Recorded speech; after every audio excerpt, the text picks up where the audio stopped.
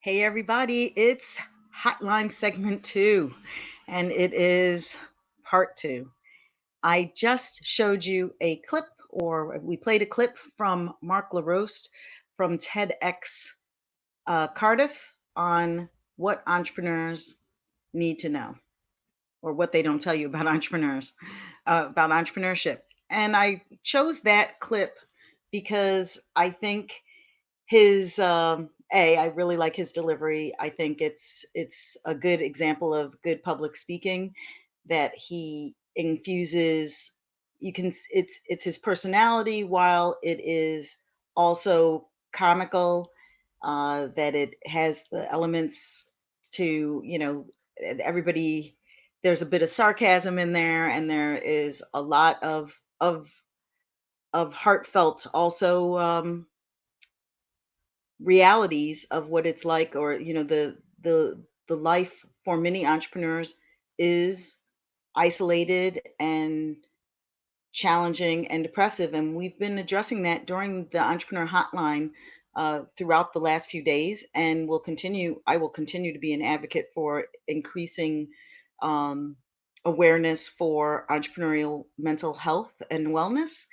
And that is something that I have been looking at for many years. I actually will probably, yeah, maybe I'll even do it in this segment, is I'll bring up an article that I wrote for Forbes in January about that same thing. I think it's another reason why that talk was really good is, even though we've also spoken about the independent lifestyle, the advantages of entrepreneurship, and also I will be, trying to seduce you into the entrepreneurial journey. Uh, in truth, it's not for everyone. Let's be frank. It's not for everybody. It is super, super hard. It is, again, the hardest part is you. It's the hardest part is how you tackle it, because it is a personal development journey. It is a spiritual journey. It is a much like if you are going to get into the mindfulness field, it's going to flip your world upside. If you really get into it, it will most likely flip your world upside down. That is the case for the entrepreneurial journey in many cases. You don't come out of it the way you go into it. And that is a good thing, because you don't go into anything, you don't come out of anything the way you go into it, because there's always change, right? Don't you think so? I believe that the idea of starting this segment where we integrate also some of the media out there to share broader perspectives, I'm going to make it my mission to look for some really cool things, some of my favorite ones, to share with you about entrepreneurship. The ones that I think also make critical, like ones that I just love because philosophically maybe aligned with what they're saying. But I have a lot of these talks kind of collected in my mind. I've seen thousands of hours spent thousands of hours looking at content. I was doing some calculations when I was doing the transcriptions for this, and realized that when I spent the 10 years working on my book doing these 400 entrepreneurs, if you break that down, not all of the interviews were an hour. In the beginning, they were. That's like 200. And then say half hour or so, variation. So on average, it came down to 300 hours of content, 20,000 something minutes. So yeah, there's a lot of information. There's a lot of consumption on this topic, and so I will curate it as best possible to share with you some great talks, and give you a chance to see beyond what we have curated for you in terms of our speakers, though they are fantastic, and definitely check them out. Right now, we have this period of time, which is you with me.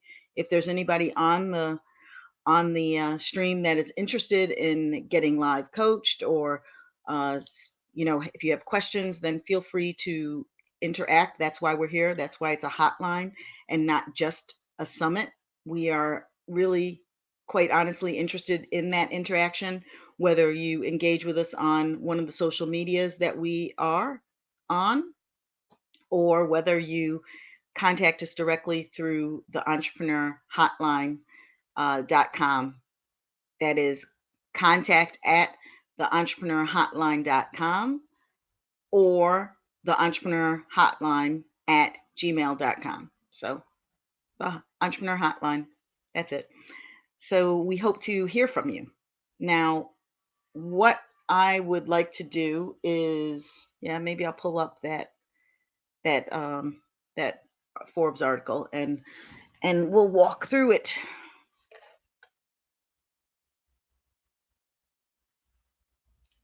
And we will. I hope you're having a great day wherever you are. It looks to be kind of wet out there. I have not been outside for more than 15 minutes the whole week.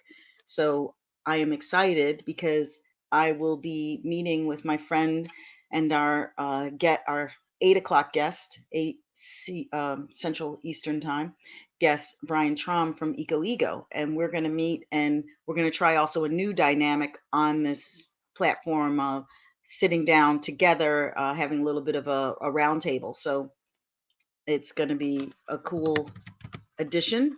And then Brian's going to do his thing with his presentation on the state of Eco Ego.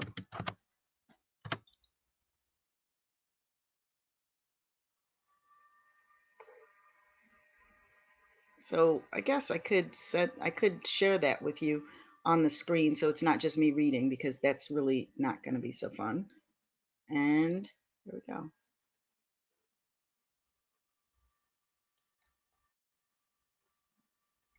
I agree.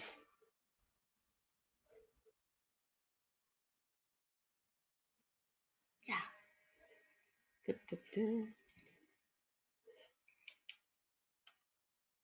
So this is an article that I wrote in January of this year. Why solo entrepreneurs desperately need to prioritize wellness training. Uh, would you like to do well as an entrepreneur? Then begin by getting well.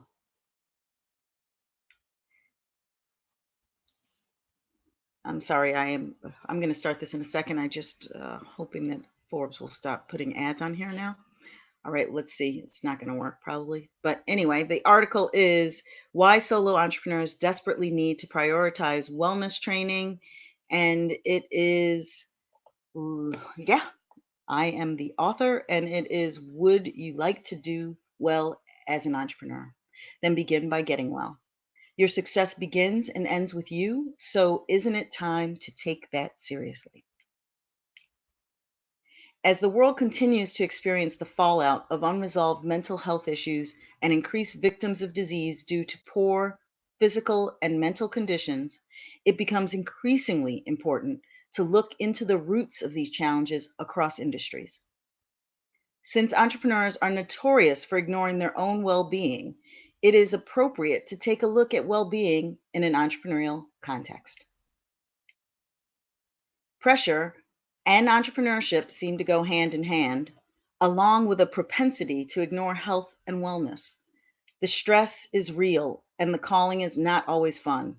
The result can be costly for your health, time, energy, income, peace of mind, relationships, and life.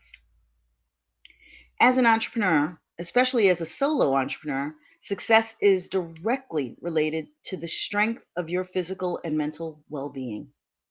If you are incapacitated, then there's no replacement. If you hit a mental or physical wall, the result can be temporarily or critically devastating for your business. Your ability to perform in low or high pressure situations is contingent upon how you feel. How you feel dictates your ability to compete with yourself, others, and technologies just beginning to emerge. Your well being helps you navigate obstacles and reach goals effectively and efficiently. Entrepreneurs' days go beyond 9 to 5. Success and failure in this 24/7 lifestyle begins in your head and is a result of your everyday training. For any athlete, winning begins first in the mind and is supported by the preparedness afforded by consistent, proper training. The same is true as an entrepreneur. Unfortunately, in the case of the latter, that training takes place by default, if at all. Phases of low productivity go hand in hand with poor diet, lack of sleep, inappropriate work environments, stress, poor use of time, a racing mind, or fragmented focus. However, unlike serious athletes, entrepreneurs ignore symptoms and don't dedicate the time to proactively train their bodies and minds for success. Your body is your vehicle. However, your mind is your engine. Each plays a critical role in your ability to perform well in your business and in your life. Like athletes, the physical and mental health of entrepreneurs need to be fortified for sustainable performance. Entrepreneurs should consciously be making improvements to overall endurance, ability to overcome challenges, physical and mental, strength, resiliency, and impact. While the physical body needs to be properly prepared to deliver, no athlete can accomplish any feat that they don't feel they possess the ability to achieve. The same is true for entrepreneurs. Entrepreneurship demands regular and intense commitment, energy, and use of one's faculties, which is why committing first to entrepreneurial well-being is a necessary shift for modern environments wishing to improve the health of local entrepreneurial ecosystems. This should begin with proper health and wellness management, the creation of relevant, effective, and varied training that holistically supports 21st century lifestyles. Runners don't just run to improve their speed, they also train for strength, speed, and flexibility. Each is connected to the quality of their overall performance. Pay attention to training and performance conditions, such as ventilation, lighting, temperature, duration, time of day, and potential physical and mental restraints. This will increase your performance effectiveness and efficiency. Training can be difficult. However, without ensuring proper energy, it is impossible. If you think that you are too busy to eat, sleep, exercise, or take a break, then think again. It is easy to get caught up in the business of being busy, especially as a solo entrepreneur. It is important to consider that nothing works unless you do. This fact makes training for good health a necessity. The last decade has seen increased attention given to mental health awareness, personal wellness, and collective empathy. As entrepreneurs, it is time to take this shift seriously. Begin training these areas as if your business and life depend on it, because they do. I'm Lori Webb, and my byline is Lori Webb is an entrepreneurial enthusiast. She is attracted to the new and loves the entrepreneurial spirit. She helps clients make sense of the new and leverages the entrepreneurial spirit to improve their business, organizations, and lives. That's me, and that is that. Really, really critical, people. Wellness is no game, because we are seeing it's a epidemic. It's actually larger than the epidemic one. It is paramount that people are conscious of their health, their mental well-being, and their social well-being to have a successful relationship with life on planet Earth. Also, actually, let's add nature to that. This is why I love that we have so many speakers who are, while either directly or indirectly, you know, addressing this important topic.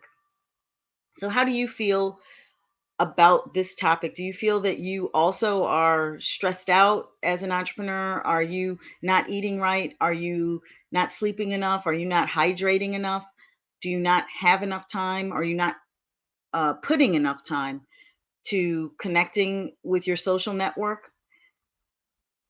If so, then it's time to reevaluate the way that you are living your life. The reason many of us do get involved in entrepreneurial endeavors is for the reason that was cited in the video.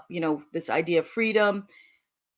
This is this idea of purpose from the video, and the idea of freedom that many of our speakers have spoken about, and that I myself have also spoken about.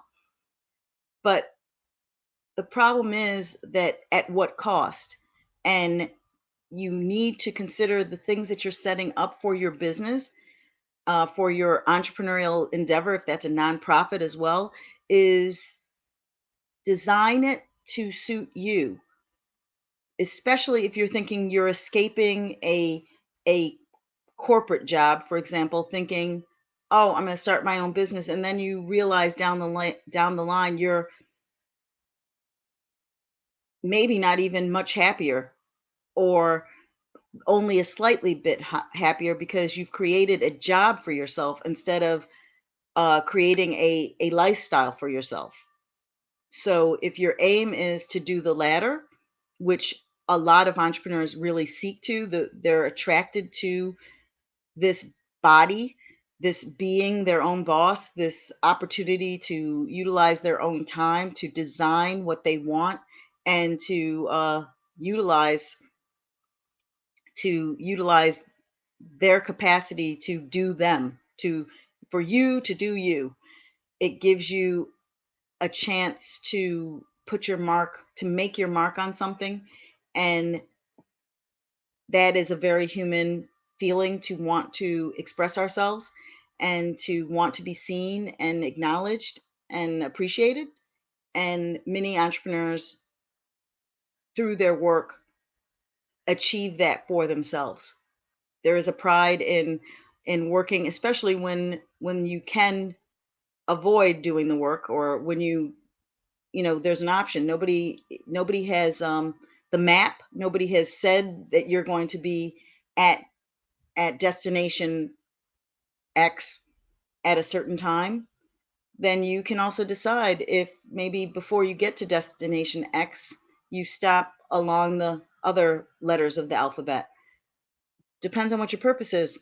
If you are, to use a to go forward with that travel analogy, if you're traveling to the United States of America and your goal is to see, in fact, the United States of America, then jumping on a plane and landing in New York City is not doing it. Or even jumping on a plane and going to the key cities of the United States of America is not going to do it. If you really want to see the United States of America, then you are going to need to uh, take some time and travel by, I think, to really experience it, to go by train, go by boat, go by car, go by bicycle, go by foot.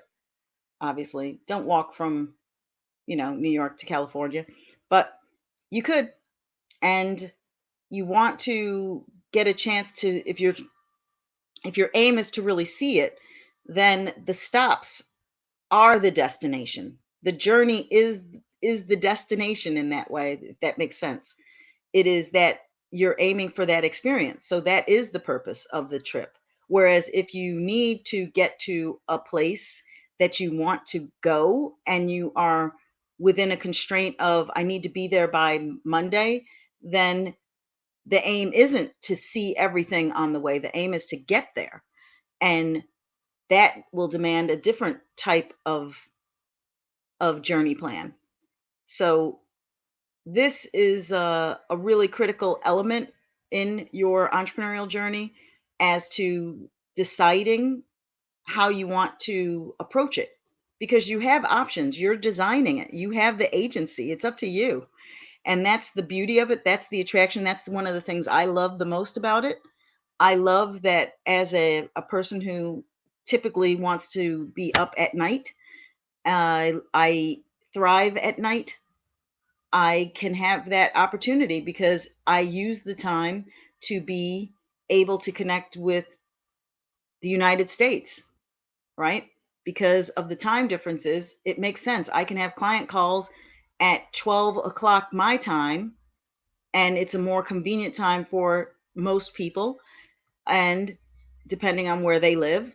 And while it's late for me, it actually works to my advantage because when I plan, typically I plan to have conversations with that part of the world after my day life in Copenhagen ends, or where I could be called to do something during the day and meet someone during the day, or attend to things where I need to contact partners or clients or potential clients, or take care of practical matters during the day hours, during the working hours in the zone that I'm in Copenhagen in this case.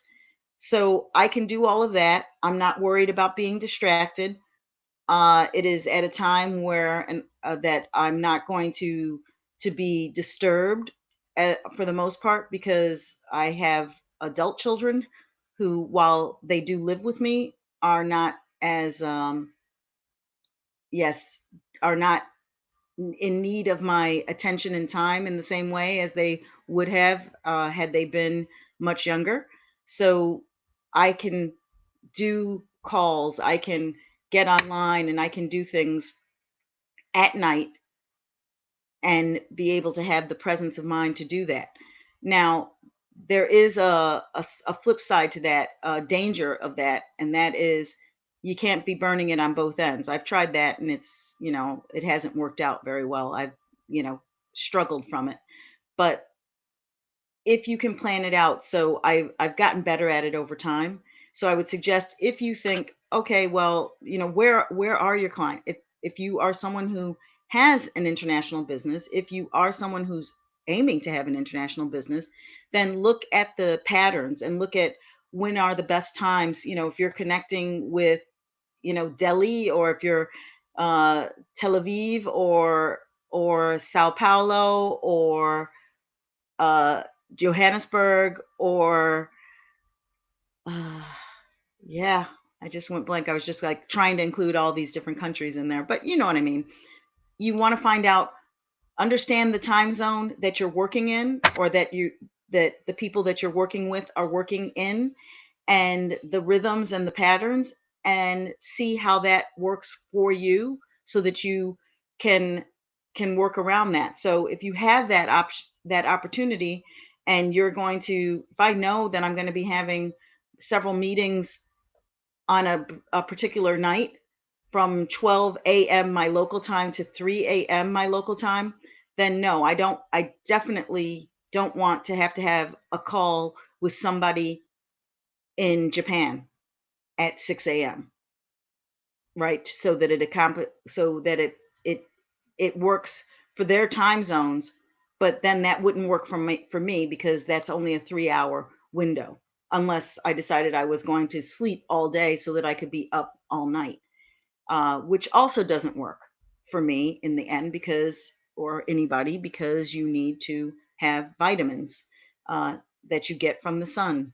So, and if you're a shift worker, people make it work, but if you have an opportunity to choose, then most people are going to choose wisely, and that would be not to only work at night when you're missing uh, the day, right? Especially here in Scandinavia, where there isn't a lot of daylight hours. So it's really critical to max that, and to be able to, for your health, to max it, your psychological health, because there are studies about how that affects us. That's why they have created these lights that can simulate the sun, and that helps to help people manage their light deprivation, depression, which is a big thing here in this part of the world, this is critical and something that you need to consider. So that's my my take on that section of our hotline. Again, please feel free to ask any questions. I am going to take a break. I will go and get myself a cup of coffee or well, I will definitely actually, I'm going to have some water and I'll be back in just a little bit again.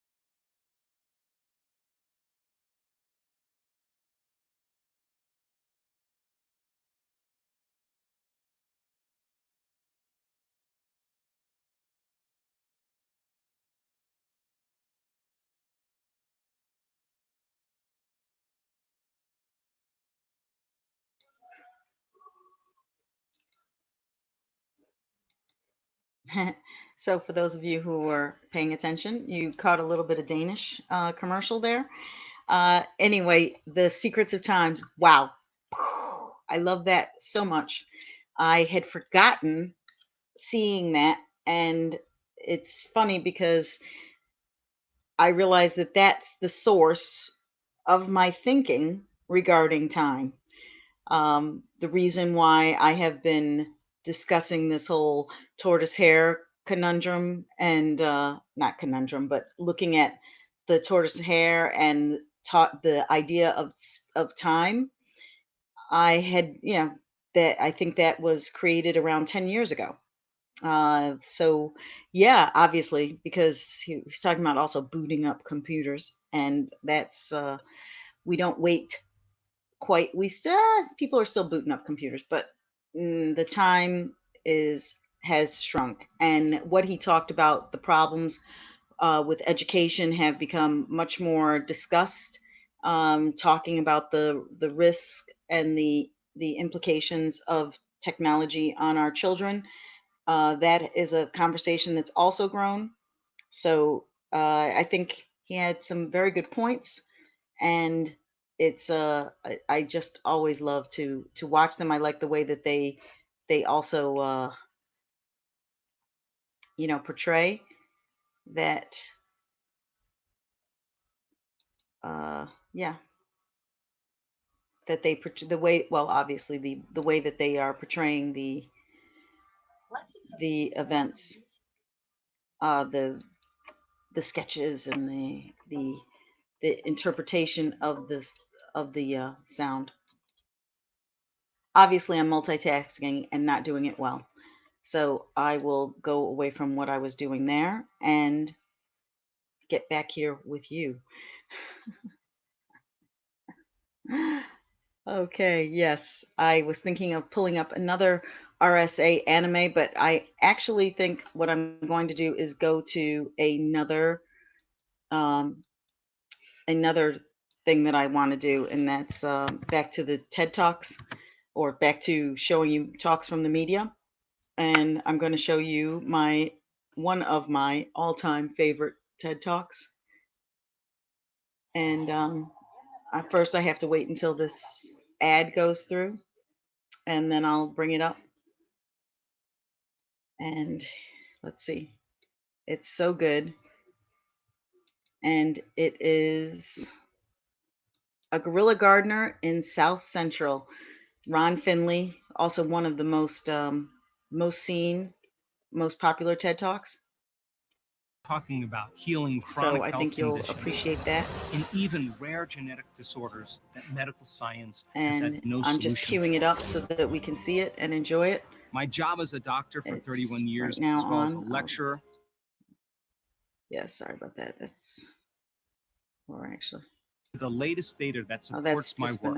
Spinoza. This is an ad.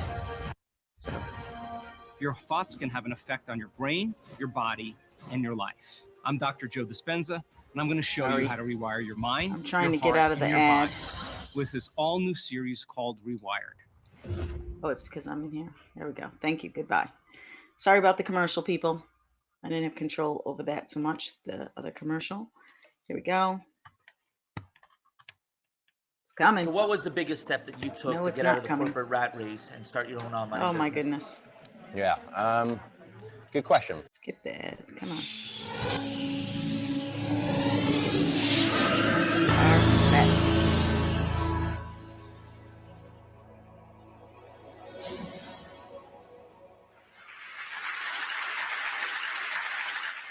I live in South Central. This is South Central. Liquor stores, fast food, vacant lots. So the city planners, they get together and they figure they're going to change the name South Central to make it represent something else. So they change it to South Los Angeles. Like this is going to fix what's really going wrong in the city. This is South Los Angeles. Liquor stores, fast food, vacant lots. Just like 26.5 million other Americans, I live in a food desert. South Central Los Angeles, home of the drive-through and the drive-by. Funny thing is, the drive-throughs are killing more people than the drive-bys. People are dying from curable diseases in South Central Los Angeles. For instance, the obesity rate in my neighborhood is like 5 times higher than, say, Beverly Hills, which is like probably 8-10 miles away. I got tired of seeing this happening. And I wonder, how would you feel if you had no access to healthy food? If every time you walk out your door, you see the ill effects that the present food system have on your neighborhood? I see wheelchairs bought and sold like used cars. I see dialysis centers popping up like Starbucks. And I figured this has to stop. So I figured that the problem is the solution. Food is the problem and food is the solution. Plus, I got tired of driving 45 minutes round trip to get an apple that wasn't impregnated with pesticides. So what I did, I planted a food forest in front of my house.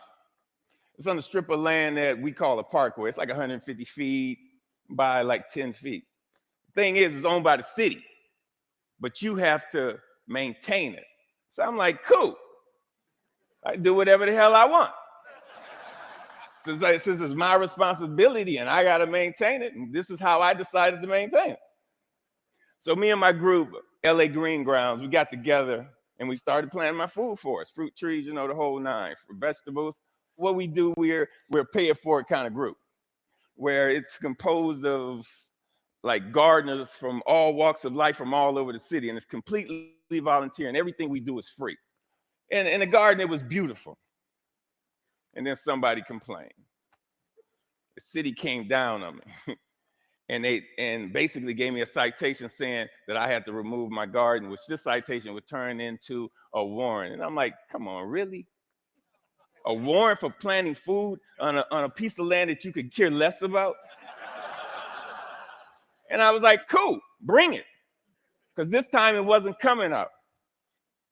So LA Times got hold of it. Steve Lopez did a story on it and talked to the councilman. And one of the Green Grounds members, they put up a petition on change.org. And with 900 signatures, we were a success. We had a victory on our hands. My councilman even called and said how they endorse and love what we're doing. I mean, come on, why wouldn't they? LA leads the United States in vacant lots that the city actually owns. They own 26 square miles of vacant lots. That's 20 Central Parks. That's enough space to plant 725 million tomato plants. Why in the hell would they not okay this? Growing one plant will give you 1,000, 10,000 seeds. Okay. When $1 worth of green beans will give you like $75 worth of produce. It's my gospel. I'm telling people, grow your own food. Growing your own food is like printing your own money. Thank you.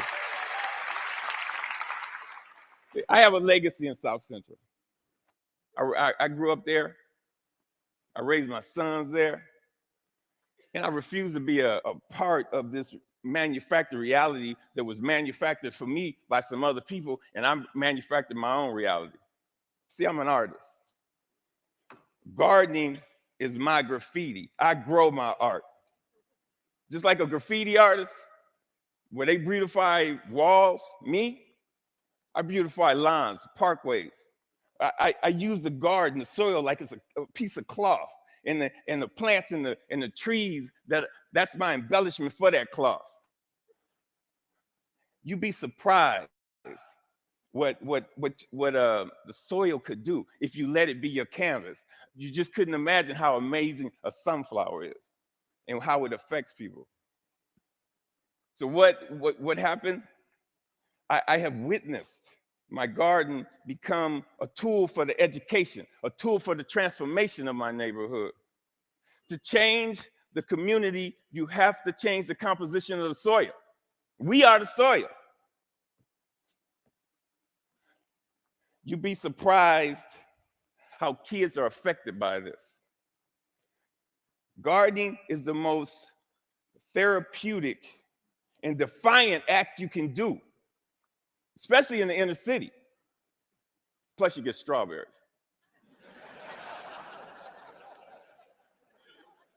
I remember this time. There was this mother and the daughter came. They were. It was like 10:30 at night. And they were in my yard, and I came out, and they looked so ashamed. I'm like, man, it made me feel bad that they were there. And I told them, you don't have to do this like this. This is on the street for a reason. It made me feel ashamed to see people that was this close to me that was hungry, and this only reinforced why I do this. And people ask me, Finn, aren't you afraid people are gonna steal your food? And I'm like, hell no, I ain't afraid they're gonna steal it. That's why it's on the street. That's the whole idea. I want them to take it, but in the same time, I want them to take back their health. There's another time when I put a garden in this homeless shelter in downtown Los Angeles. The guys, they helped me unload the truck. It was cool. They just shared the stories about how this affected them and how they used to plant with their mother and their grandmother. And it was just cool to see how this changed them if it was only for that one moment. So Green Grounds has gone on to plant maybe like 20 gardens. We've had like 50 people come to our dig-ins and participate in this, all volunteers. If kids grow kale, kids eat kale. If they grow tomatoes, they eat tomatoes. But when none of this is presented to them, if they're not shown how food affects the mind and the body, they blindly eat whatever the hell you put in front of them. I see young people and they want to work, but they're in this thing where they're caught up. I see kids of color and they just on this track that's designed for them that leads them to nowhere. So with gardening, I see an opportunity where we can train these kids to take over their communities, to have a sustainable life. And when we do this, who knows? We might produce the next George Washington Carver. But if we don't change the composition of the soil, we will never do this. Now, this is one of my plans. This is what I want to do. I want to plant a whole block of gardens where people can share in the food in the same block. I want to take shipping containers and turn them into healthy cafes. And now don't get me wrong. I'm not talking about no free shit, because free is not sustainable. The funny thing about sustainability, you have to sustain it.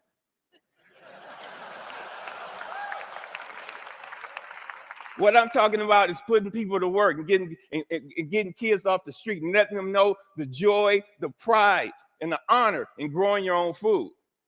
Opening farmers markets.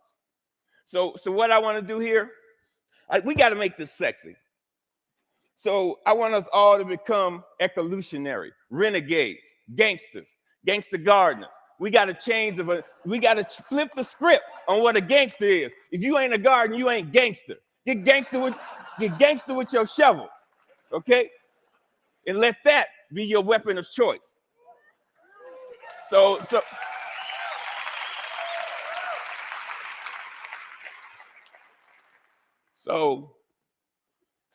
basically, if you want to meet with me, if you want to meet, don't call me. If you want to sit around in cushy chairs and have meetings where you talk about doing some shit, If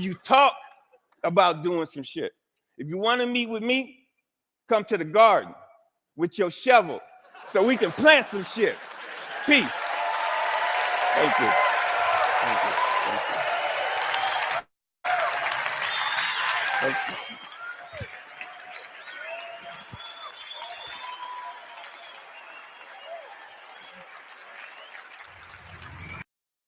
Wonderful. I love it. I love it. I love it. So good. It is my favorite. It is among my favorite. It makes so much so much sense. It makes so much sense because it is so true. So from an entrepreneurial standpoint, what are the lessons that we can learn from Ron Finley and his gangster gardener movement? Well, you look at what is in your community. What are the opportunities? What are the problems that need to be solved? And are you in a position to solve them? Are you passionate enough about solving them? Are you are you plugged in enough to solve them? That is the key. And to think about things in a different way. Looking at the soil, like he says, that you got to change the composition of the soil. And when you do that, then you can enable new crops to grow. In that whole growth and agricultural metaphor, there is so much richness in it. That's why in language we use terms that connect to architecture. Also we do, but to agriculture and to growth and to the idea of this. He said the soil, let the soil be your canvas and a vehicle for change, and how changing the composition of the soil can make change for the community, and that also, in fact, that we are the soil. So, from earth to from ashes to ashes, dust to dust. Uh, this is uh, w- the reason that I love it so much is because it is a different perspective. It's an innovate way of thinking about empowering people in the inner city. It is an interesting way of looking at the power of agriculture, of food, that you want to, that think about it when he says growing your own food is like printing your own money. It's very, very true. And if you're thinking, Lori, I'm not about going out and creating a huge garden or getting into gardening or becoming a farmer. But the fact of the matter is that we all eat. We all have to eat. And increasingly we're seeing there is a disconnect with natural food over time, natural, organic, authentic food, like the food that I would get when I was younger from the neighbors or from our own garden. I grew up having my own garden. My grandmother had a larger garden, but I had my own section. And that has really impacted my life because I really do have an appreciation for a real good tomato and strawberries and all that good stuff. You really have to think about the advantages of educating the youth, the advantages for yourself in terms of like being able to have, I think, as we think more sustainable, we think about the environment, the environmental aspects and the impact that's on our world, that the idea of being able to have gardens inside indoor gardening, and to make sure there are crops, there are different types of plants that are easy to grow indoors, a lot of herbs. You could basically save yourself a fortune by creating a small garden within your home.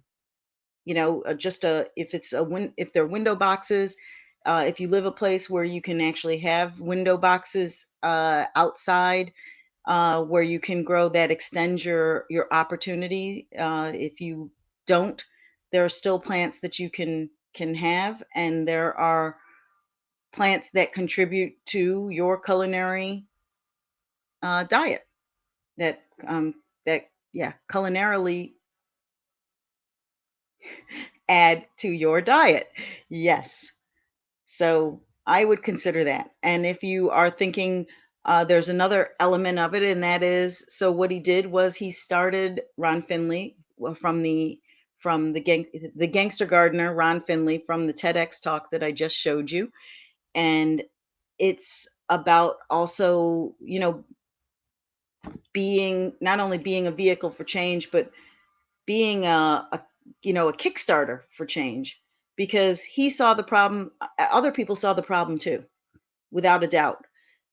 But he saw the problem, and because of his unique view and his desire and his skills and his connections, he was able to create something that has, caught fire, that's, that's spread, that people are embracing now. And with his TED Talk, Ideas Worth Spreading, he has been able to spread it across the world because it is one of the, at one point, it was one of the most viewed TED Talks. I'm sorry. Yeah, it was one of the most viewed TED Talks on TED.com throughout time, I think, actually, because TED doesn't just show its talks on TED.com, also on YouTube and throughout, but he was one of those talks. And I think it's because he's so real and because it does tap into everything. This idea that if you are living in an area that's disenfranchised, instead of just accepting that that's the way it is, how can you do something to impact them? How can you help? And that is, I'm thinking of this talk that a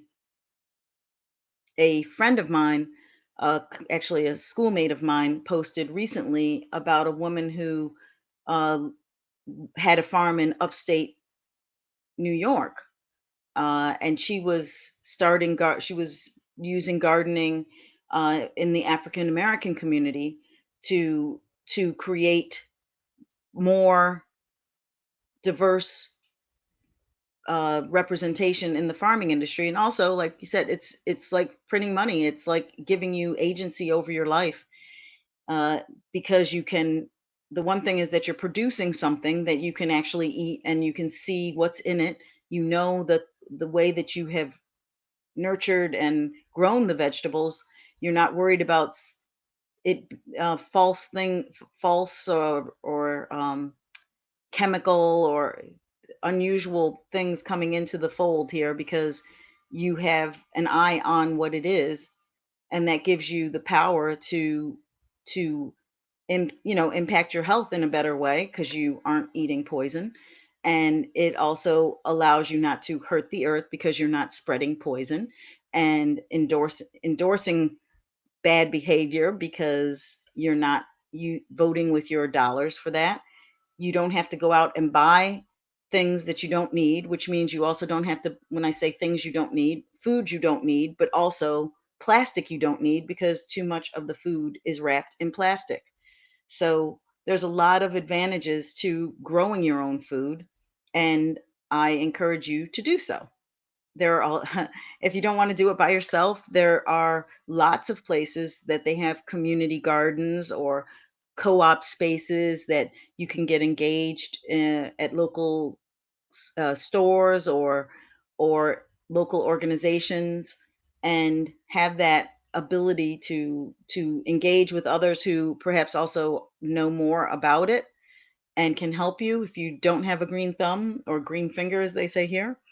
Um, yeah, then you can find someone. And if you have some patience and a little time on your hand, you can pretty much Google or YouTube anything.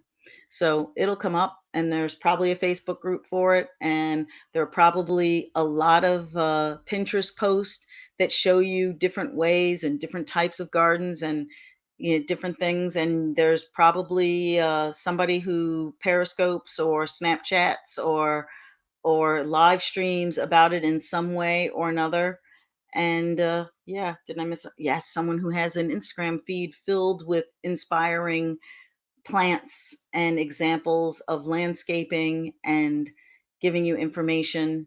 We didn't even get into blog posts and articles and newsletters that you can join. So that would take us to time for the next break. So I'm going to be searching.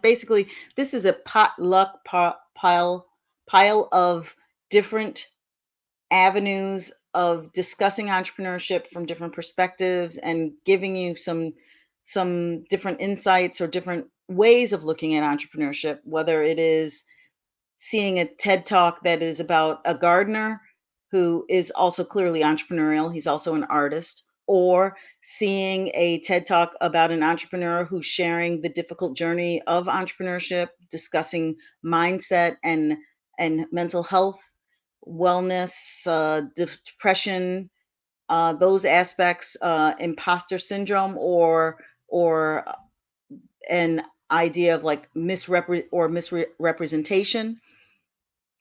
I'm on a roll. There's lots of things. So I'm going to breathe for a minute, and I'll be back with you with the next brainstorm.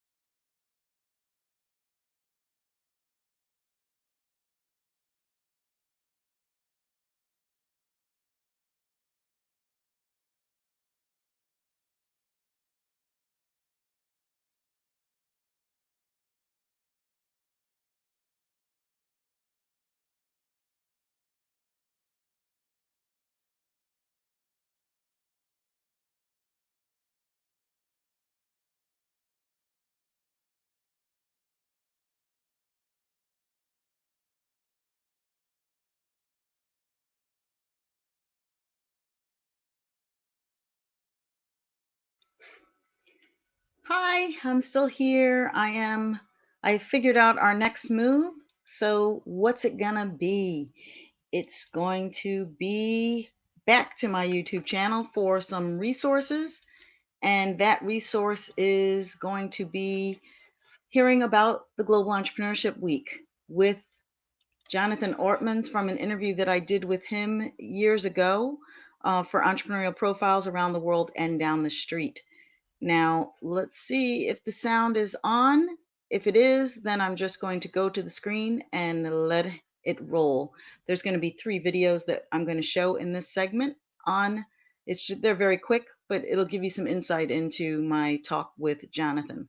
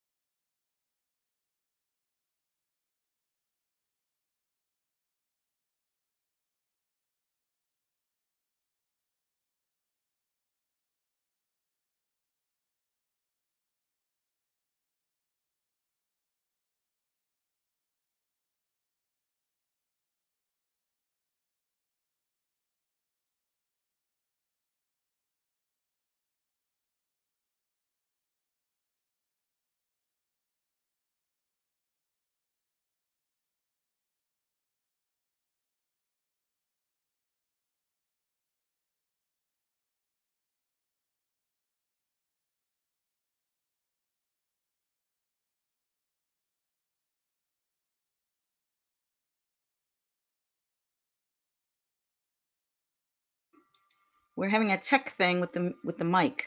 I don't think I set this up, so I have to stop this and then I'll redo it. Okay, thank you, Gail. It's so great to have somebody who has your back. There we go. I forgot to tick this little thing, and therefore you couldn't hear it. So we're bringing it back. Gordon, Jonathan, he's going to talk about entrepreneurship, Global Entrepreneurship Week.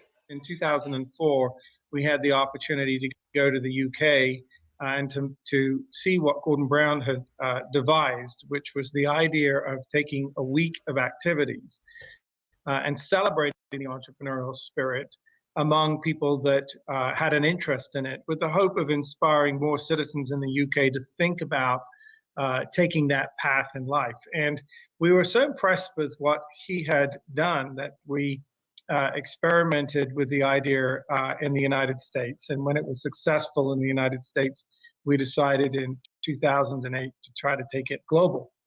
Essentially what Global Entrepreneurship Week is a massive network of organizations which either full-time or part-time engage in advancing entrepreneurship and in supporting entrepreneurs and in encouraging more people to consider that role. So whether they be universities or community groups or high schools, sometimes government agencies, companies, and of course, the entrepreneurial communities themselves. To really engage in a week of activity in the hope of A, learning from each other, B, inspiring more people to take that step and start a business wherever they are, or 3, trying to inspire more policymakers to develop a friendlier environment to people who either just start or in their first 5 years of a business. And we're now, we went global pretty much on day 1. We were in 70 nations at the beginning when we launched the campaign. We took several months to reach out and to work with our existing networks to build communities of entrepreneurs that would join the celebration. And now we're in 125 countries. And what happens is all these activities occur, close to 43,000 activities occur simultaneously all in 1 week in November. And the idea is that we'll make one big bit of noise to encourage more people to consider the entrepreneurial journey as part of their career at some point, whether it be now or in the future. for me, the notion of the direct translation of actually undertaking to do something, of taking the initiative, of doing something new. I mean, for me, entrepreneurs are people that birth the new, which makes them different to small business owners. A small business owner cannot be doing, could be doing something which isn't necessarily new. It can be equally important to them because it's providing them with a living and a purpose and something they may love to do. But I think for entrepreneurs, we tend to think of them engaging in birthing something new, in making something happen. And I think, so for me, the field is very much about change. There's a change built into the notion of the entrepreneur. Of course, the conversation and the jargon that sort of emerged recently, I think is somewhat helpful, but to rephrase it in the term of startups. I mean, we've seen this dramatically help people to understand from a policy perspective and also from a programming perspective, what the entrepreneurship field was really trying to accomplish, which is to be constantly regenerating in an organic way new ideas, new products, new services, and new ways of doing things which improve lives, and at the same time help build economies. So I think the entrepreneurs are certainly change agents, and for me, it's not a passive word. It has to be a very undertaking. It has to be a very active word. They're being very, to use that word, which I don't think is in the dictionary. They're being very proactive, or certainly, shall I say, they're taking the initiative.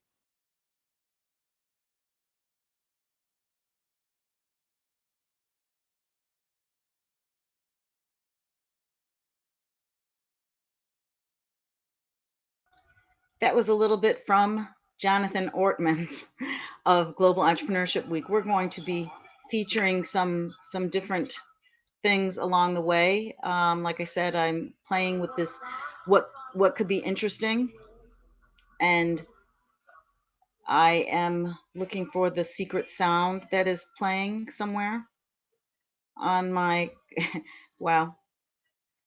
Yes, thank you.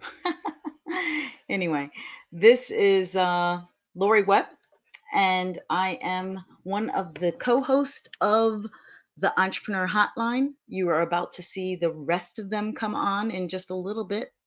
I'm thrilled. You saw Colin this morning, and you've been watching Gail. If depending on where you are in the world, you've probably seen Gail a lot. She and I have been tag teaming with with manning the live monitoring aspect of the hotline, especially, and it's been amazing so far how much we're getting done while we're doing this thing.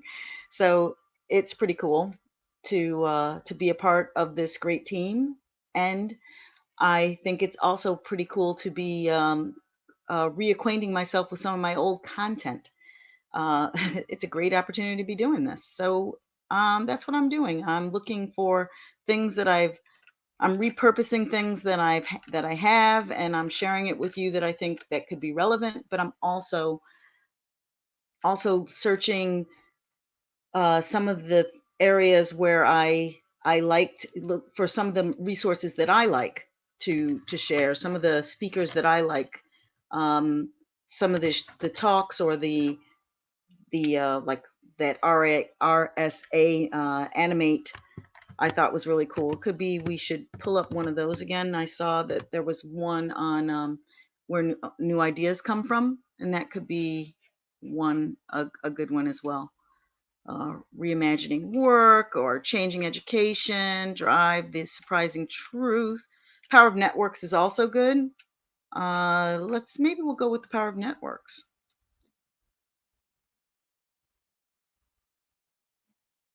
Since we're talking about building a community, I think it makes good sense. And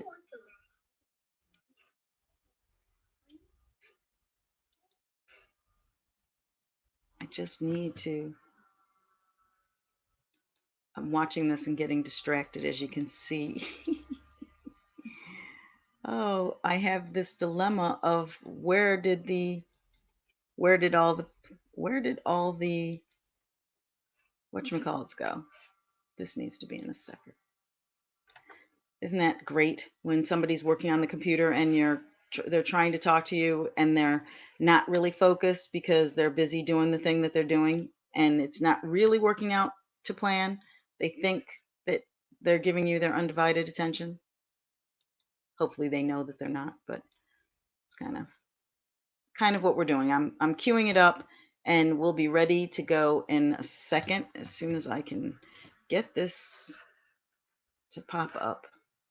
Oh, I can't see. It's like really frustrating with the way the windows are popping up on this computer. I am really, really definitely a Mac girl and I'm not on a Mac and this is making me slightly crazy. Slightly, not totally, but slightly. So we're going to do a short view of this. I'm going to start it and let's go.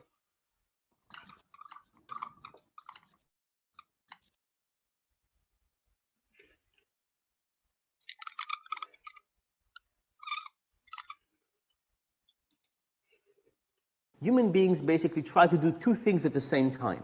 On one hand, we want to be able to look in the mirror and feel good about ourselves. On the other hand, we want to benefit from being dishonest. Now, you could say you could do one or the other. You can either look at yourself as honest or you could benefit from dishonesty. You can't do both.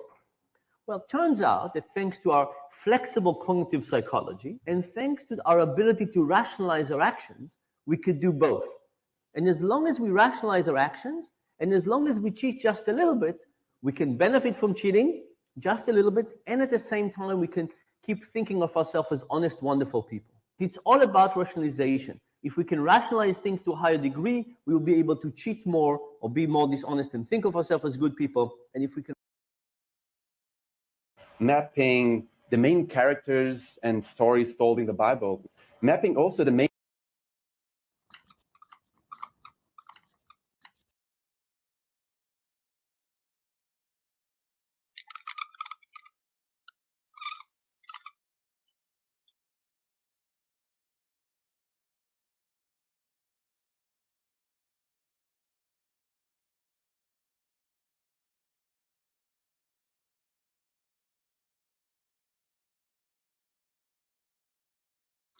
That did not go to plan. So what I'm going to do, it's because it jumps in that it's jumping from where I want it to the link that I had is not the direct link. They changed it somehow. So it's not what I want. So I'm not going to show that because that wasn't the point. I'm really having some trouble with this thing. Ugh. Ugh, ugh, ugh.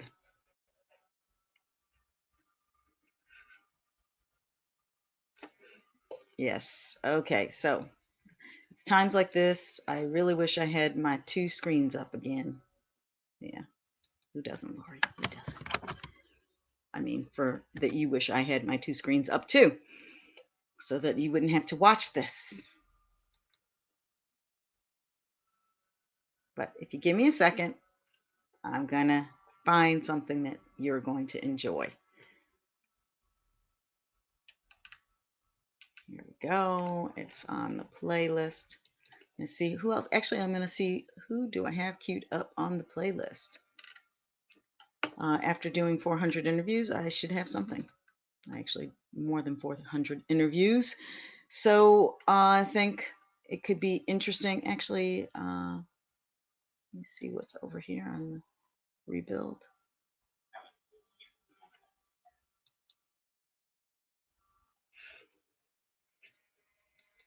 Really some smart people talking about some smart things over time.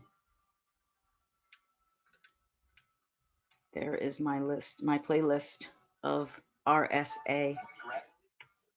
And just wishing that you can probably hear that, but I'm not sure. I want to skip the ads and I want to say, what do we think? Let's see. The Secret Powers of Time I showed you. Language as a window into human nature. That's interesting. Changing education, the paradox of choice. Ooh, there's one I suffer with. Let's look at that. It's an apropos choice. Let me get this thing up if I can find that other window.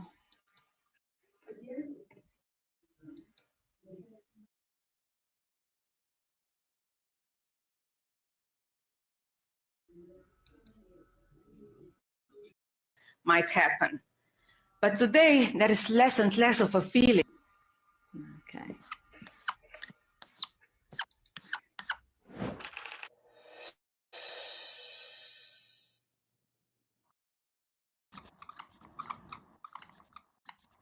At the end of communism, we had, a feeling that sort of rights and choices were finally secured to us, and that suddenly a possibility of social change might happen. But today, there is less and less of a feeling that choice is actually related to social change. There has been a lot of current debates in the domain of psychology, behavioral economics, and so on, why we feel so overwhelmed in front of choices. And every one of you probably has had the same experience of going into a supermarket and just being, horrified by the choices. So psychologists, of course, have seen that overwhelming choice creates the feeling of anxiety in regard to what do I really want. But it also sort of, in some way, pacifies people. People are quite often frozen in some kind of a state of undecisiveness when there are too many choices. So what is happening on the level of society when we have an ideology which dominates the idea of choice at every level of our lives? That suddenly an idea of choice becomes, in a way, a domineering idea on which capitalism today is based, not only in regard to consumption, but in regard to perception of life as such.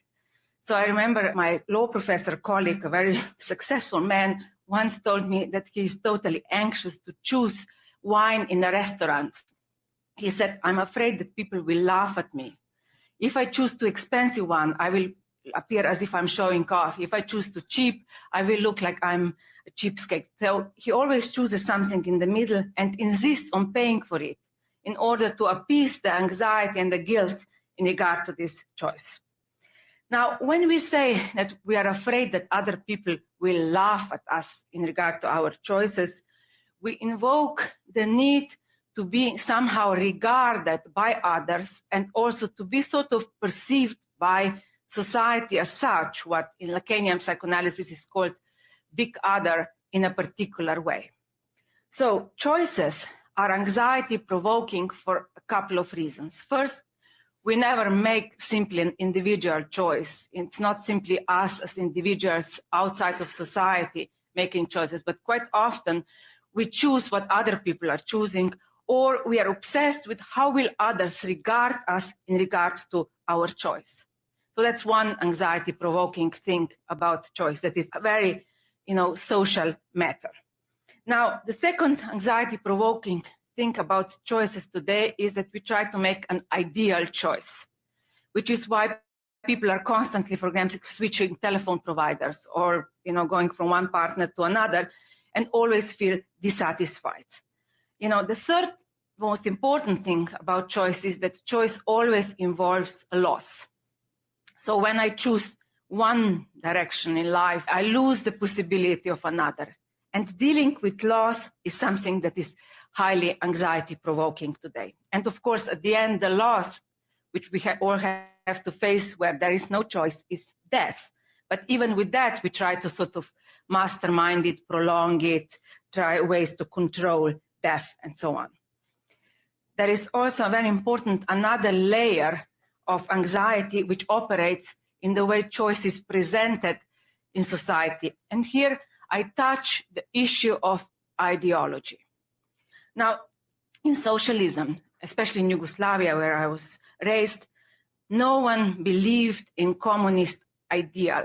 Even party apparatchiks never read Marx or Lenin. It was actually quite dangerous to read them. So the belief in ideology of communism was something people innerly didn't internalize.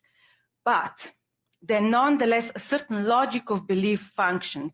The idea that people quite often do not believe in something, but they pretend as if they are believing in order not to offend the idea that other people might believe in it. Or in socialism, let's say no one believed in communism, but no one sort of uttered it, with the exception of some intellectual dissidents, openly, because they believed in the belief of others, or an idealized big other, which supposedly holds society together. Now, today, this belief in belief still very much functions. Let us look at today's perception of sexuality.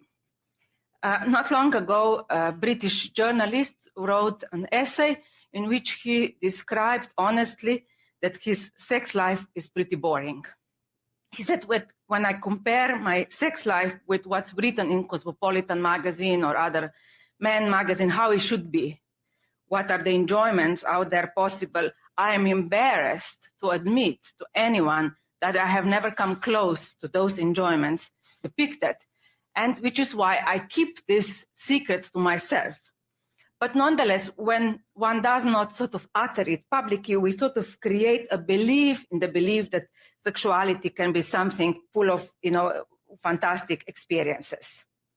Now, similarly, today we have an ideology, especially this ideology of choice, which forces us to perceive ourselves being guilty for the failures in our life, especially our professional life. Nowadays, if you lose a job, you will first blame yourself, not the corporation which fired you. We also feel ashamed for being poor. If even decades ago there was some kind of identification with being a working class, now it's more the feeling of inadequacy, of not making it. Now, ideology of capitalism from the beginning capitalized on the idea that everyone can make it. And the idea of self-made man was the cornerstone of this ideology. But today, this idea of self-making has been pushed to its utter limits. So the idea that everyone can become a celebrity, everyone can make it, it very much dominates today's society. Now, especially the celebrity thing is very interesting because, in the past, people would sort of want to be famous for something, for doing something, for having some education or some special skills. Now it's to be famous for just being, you don't need to be anything else but, contested in Big Brother or whatever.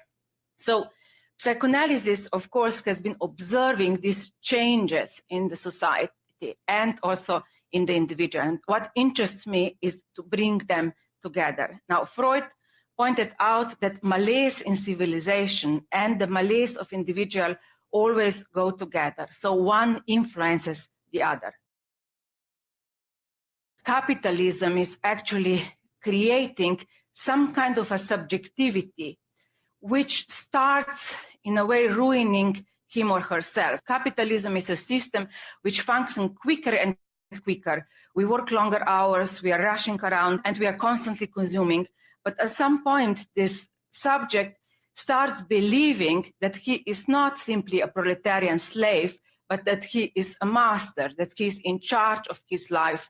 And that's a very important ideological turn, which sort of allows, the system to go on and creates more and more, let's say, kind of a submission on the side of people. The belief that you are actually in charge, although you aren't, it's a very important belief. Also that more and more this overworked subject starts not only consuming constantly around him, but also consuming him or herself, which is why bulimia, anorexia, workaholism, various addictions become so prevalent in today's society.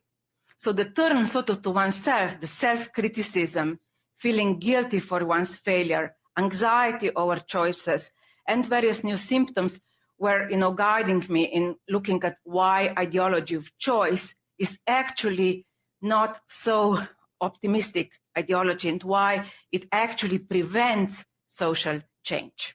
Now, the political problem, why there is such a lack of social changes happening today. Some sociologists who have looked at this matter realize that sometimes this fear is related again with loss. Now, we might have a little, we might have a small job, a little pension or whatever. And, when you have a little, you might be so much more afraid to lose even that little which you have, which is why you do not stick your neck out and you don't sort of provoke social change or try to organize yourself that would provoke social change. So today, the problem is actually, for me, that today's ideology of choice, late capitalism idea that everyone is a maker of his or her life, which goes very much against the reality of social situation, actually pacifies people and makes us constantly turning criticism to ourselves instead of organizing ourselves and making a critique of society we live in.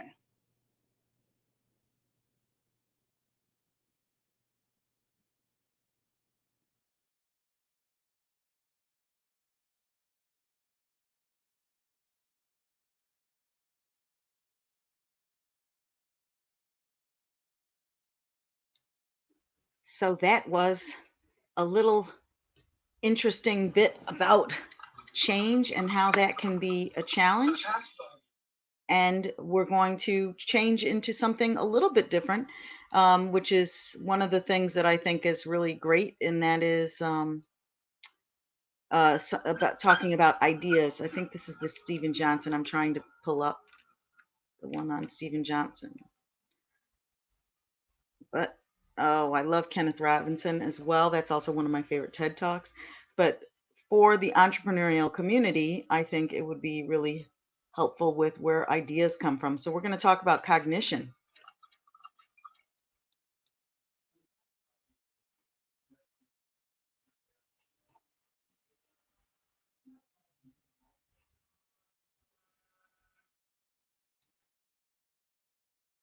We want our organizations to be more innovative.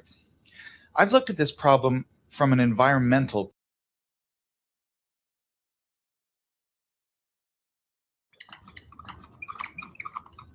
For the past 5 years, I've been investigating this question of where good ideas come from. It's the kind of problem I think all of us are intrinsically interested in. We want to be more creative. We want to come up with better ideas. We want our organizations to be more innovative. I've looked at this problem from an environmental perspective. What are the spaces that have historically led to unusual rates of creativity and innovation?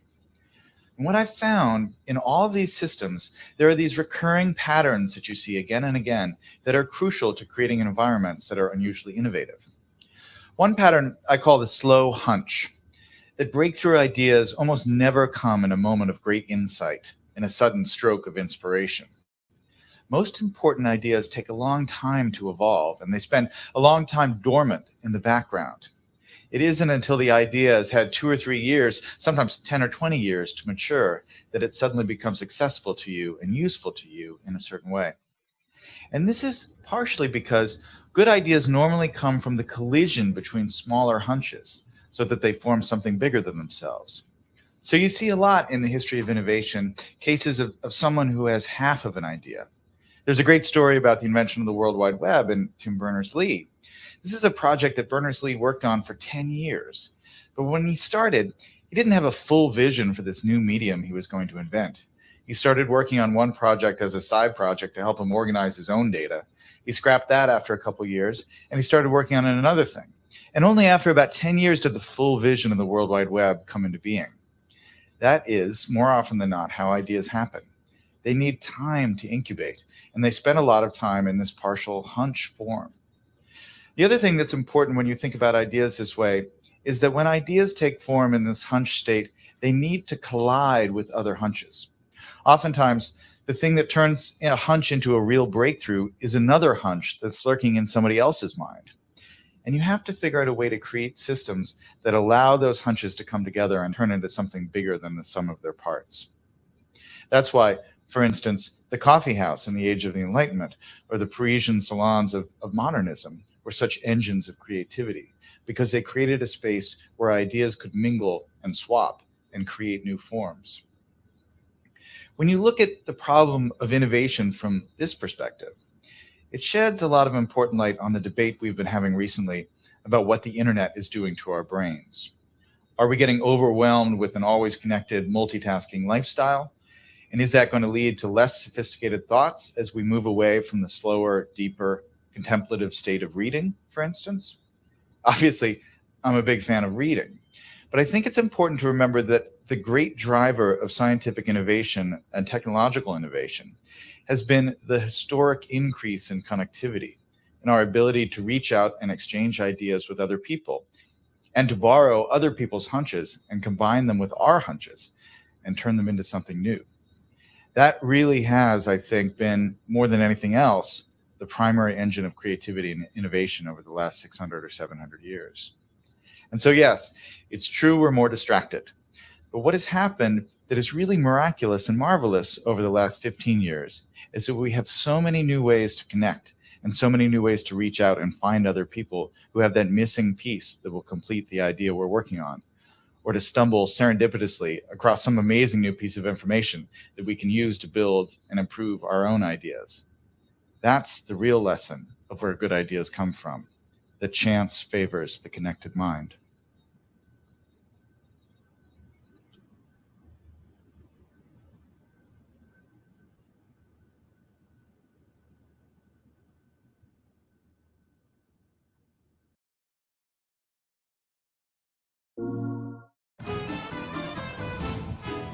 Una mattina mi sono alzato.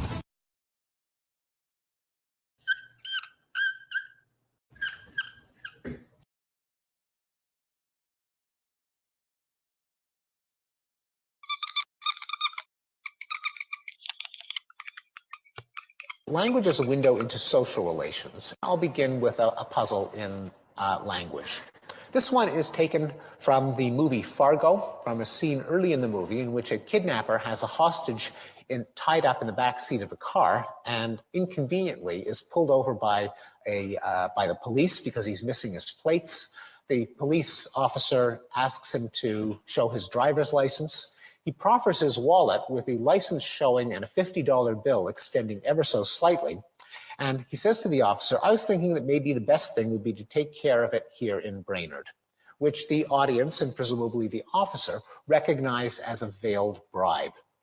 Now, this is an example of what linguists call an indirect speech act, a case in which we don't blurt out what we mean in so many words, but we veil our intentions in innuendo, hoping for our listener to read between the lines and infer our real intent.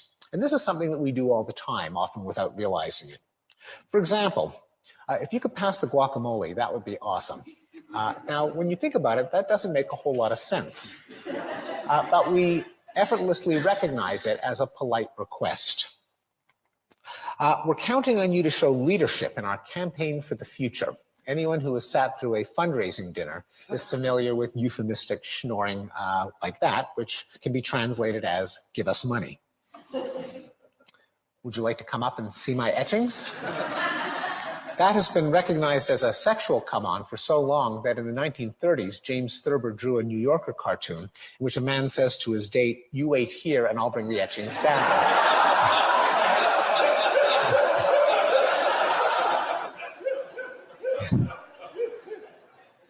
Then there's a nice story you got there. It would be a real shame if something happened to it, which any viewer of The Sopranos could recognize as a veiled threat. So the puzzle is, why are bribes, requests, seductions, solicitations, and threats so often veiled when both parties presumably know exactly what they mean? Language has to do two things. It's got to convey some content, such as a bribe, a command, or a proposition. At the same time, it's got to negotiate a relationship type. The solution is to use language at two levels. The speaker uses the literal form to signal the safest relationship to the listener, while counting on the listener to read between the lines to entertain a proposition that might be incompatible with that relationship. And politeness is a simple example. What's going on with, if you could pass the guacamole, that would be awesome? I think everyone would agree that it's a bit of an overstatement. And also, it's not clear why you should be pondering counterfactual worlds right there and then at the dinner table.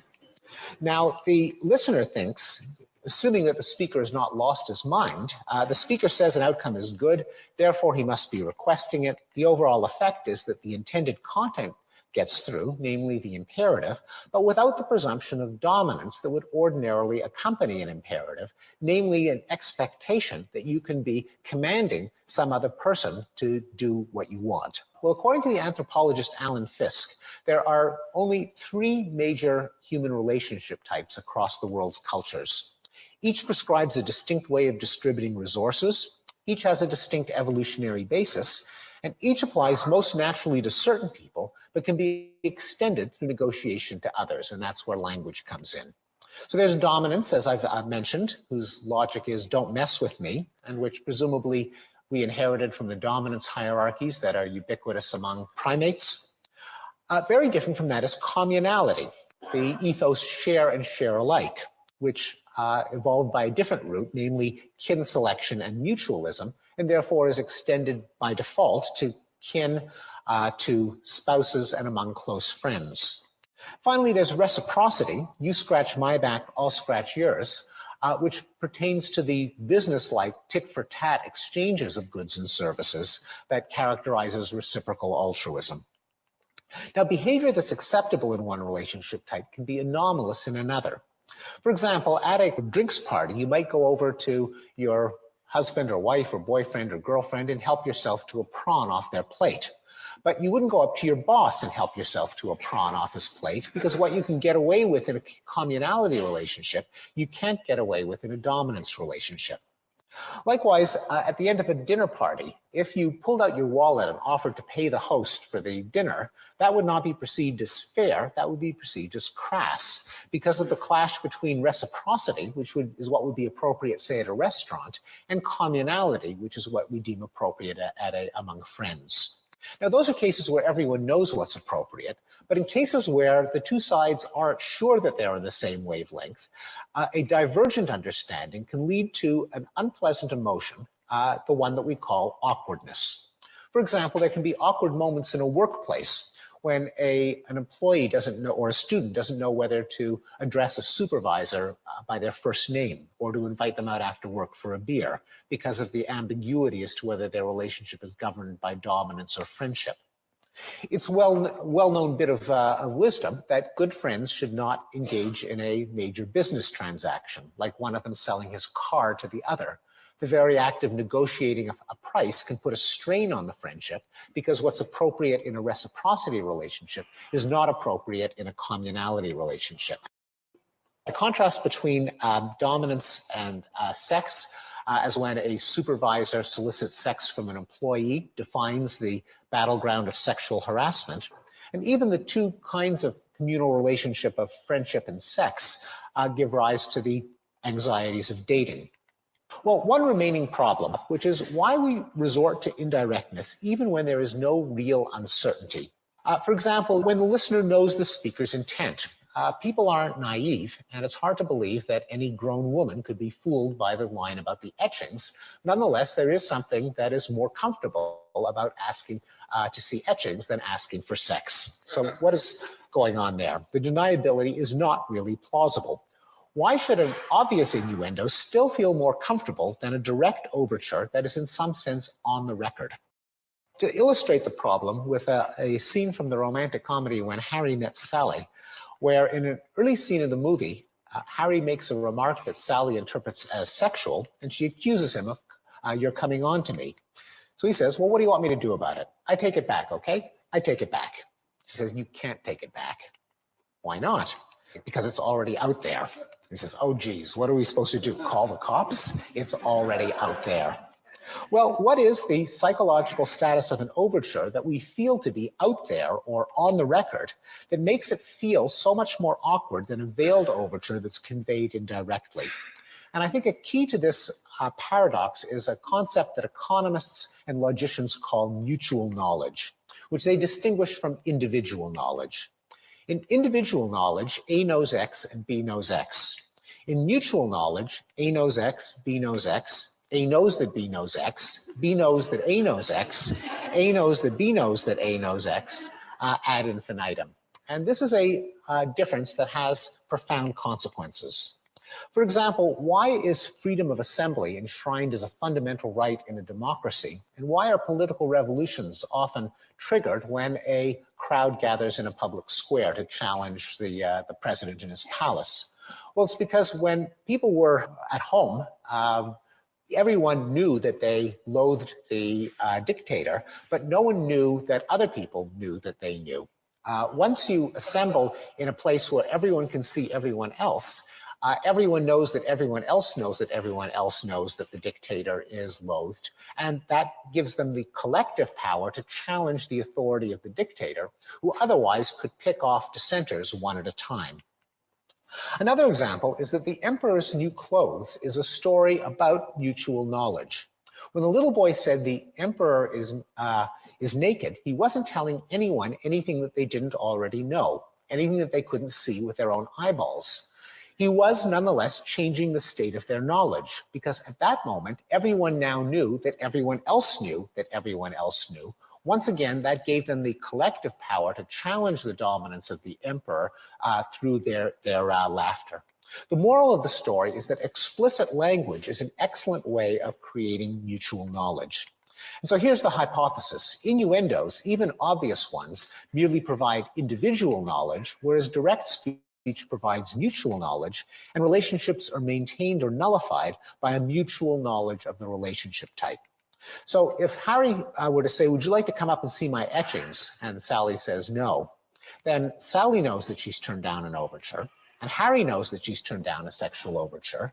But does Sally know that Harry knows? She could be thinking, maybe Harry thinks I'm naive. And does Harry know that Sally knows that he knows? He could be wondering, maybe Sally thinks I'm dense. There's no mutual knowledge, and they can maintain the fiction of friendship. Whereas if Harry were to say, would you like to come up and have sex? And Sally turns him down. Now Harry knows that Sally knows that Harry knows that Sally knows. They cannot maintain the fiction of a friendship. And I think this is the basis for our intuition that with overt language, you can't take it back. It's out there.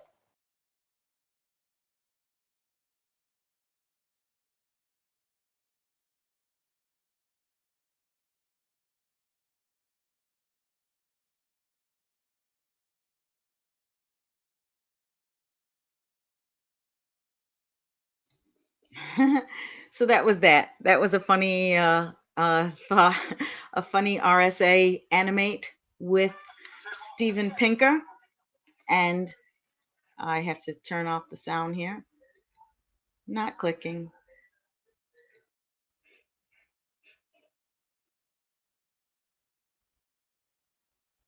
Yes. So, yay, it's 3:00. And that means we're going to be moving on to the next segment. Colin's going to be at the helm, but we are first going to have our little group meeting. And I'm going to end this broadcast and go over and see if my co-hosts are there. So thank you for playing with me this segment. I hope that you enjoy the various inspirational, motivational pieces that I put together. And I will see you in a few hours. Well, actually, I'll see you right now. So just with a different group.